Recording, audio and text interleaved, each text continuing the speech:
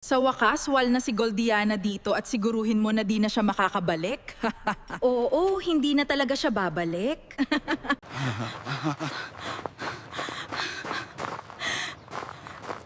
Hindi po ako ang nangnakaw.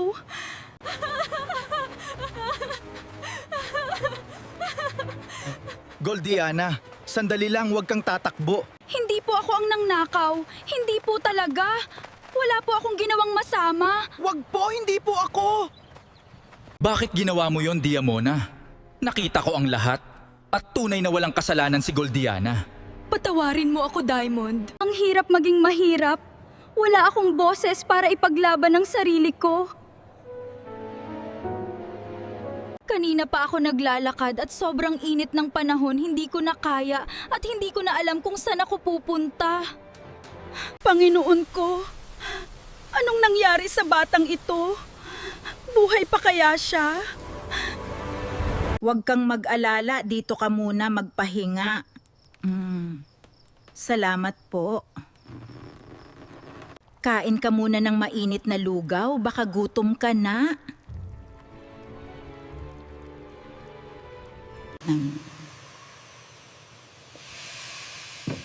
Sakto gutom na po ako.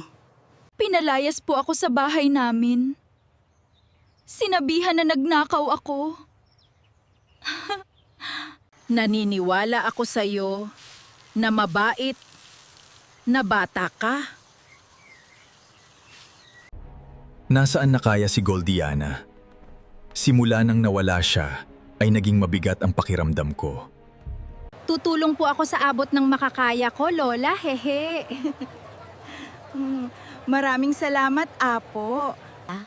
Pwede kang magstay sa akin kahit kailan mo gusto. Lola, bilisan na po natin, malapit na magdilim. Oo, sandali na lang anak. Halika, tulungan mo ako. Nanay, nawala lang ako saglit, nagkaanak ka na agad, haha. Sino po siya? Siya si Goldiana at Goldiana, siya naman ang Tito Goldencio mo. Hello, Goldiana. Ang cute-cute mo naman. At mukhang mabait na bata ka. Hindi lang mabait, maganda din po, Tito.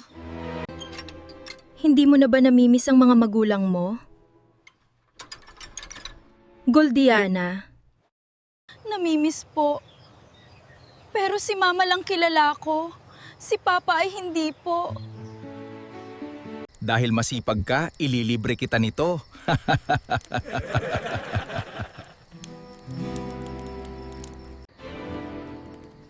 Wow, mukhang masarap. Salamat po, Tito.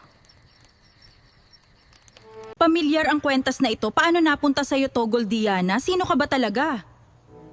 Sino ka para tanungin yan?